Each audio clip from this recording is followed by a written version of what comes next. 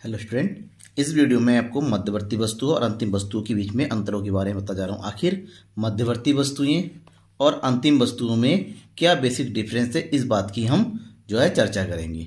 मैं हूं नकुल सर और आप देख रहे हैं द केमिस्ट गुरु एंड हली। लाइक कीजिएगा वीडियो को और शेयर कीजिए ज़्यादा से ज़्यादा अपने दोस्तों के बीच में। और हाँ, सब्सक्राइब नहीं किया चैनल को अभी तक सब्सक्राइब जरूर कर लीजिए, बेल का आइकन दबाइए ताकि आपको लगातार मेरे वीडियो की नोटिफिकेशन मिलता रहे। चलिए हम अंतरों का सिलसिला शुरू करते हैं। मध्यवर्ती वस्तु और अंतिम वस्तु क्या है। सबसे पहले हम बात करते हैं मीनिंग है मध्यवर्ती वस्तुओं की मतलब के बारे में। इसके मीनिंग क्या है, क्या होता है मध्यवर्ती। ऐसी वस्तुएं, ध्यान में रखना है आपको कि मध्यवर्ती वस्तुएं ऐसी वस्तुएं होती हैं जिनका उपयोग अन्य वस्तुओं को बनाने में, ठीक है ना, अन्य वस्तुओं के उत्पादन के लिए किया जाता है। जबकि मध्यवर्ती वस्तुओं का उत्पादन प्रयोग करके जब ऐसी वस्तु का निर्माण किया जाता है जिसका अंतिम रूप से उपभोक्ता द्वारा उपयोग कर लिया जाता है, उसे हम अंतिम वस्तुएं कहते हैं। अब एक एक करके दोनों के अंतर। सबसे पहले हम बात करते हैं मध्यवर्ती वस्तुओं की उत्पादन सीमा। मध्यवर्ती वस्तुएं उत्पादन सीमा के पार नहीं करती है अभी तक, यानी कि ये उत्पादन सीमा को पार नहीं करती है, उसी के अंदर रहती है। जबकि अंतिम वस्तुएं उत्पादन सीमा की रेखा को पार कर चुकी होती है, यानी कि इसका उत्पादन, इसका जो रूप में परिवर्तन पूरा कंप्लीट हो चुका होता है। और मध्यवर्ती वस्तु का नहीं होता, ये अभी लाइनअप नहीं होता, इनकी प्रोडक्शन प्रोसेस में होता है, ये आउट ऑफ प्रोडक्शन प्रोसेस हो चुका होता है, यानी अपने प्रयोगकर्ता द्वारा प्रयोग के लिए तैयार है। उत्पादन जो होने के बाद ऐसी वस्तुएं जो अपने प्रयोग करता है कि जिसका वो यूज करने के लिए बनाया गया, उसके द्वारा प्रयोग करने के लिए वो तैयार हो जाता है, ऐसी वस्तुओं का अंतिम वस्तु कहते हैं।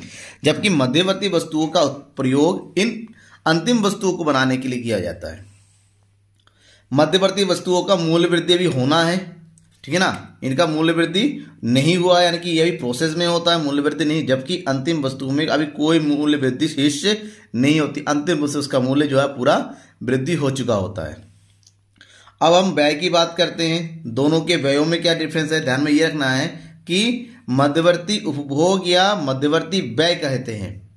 मध्यवर्ती वस्तुओं पर जो भी व्यय किया जाता है, मध्यवर्ती उसको एकत्रित करने में, खरीदने में, ऐसे खर्चों को हम मध्यवर्ती उपभोग कहेंगे या मध्यवर्ती व्यय कहेंगे या मध्यवर्ती लागत कहते हैं।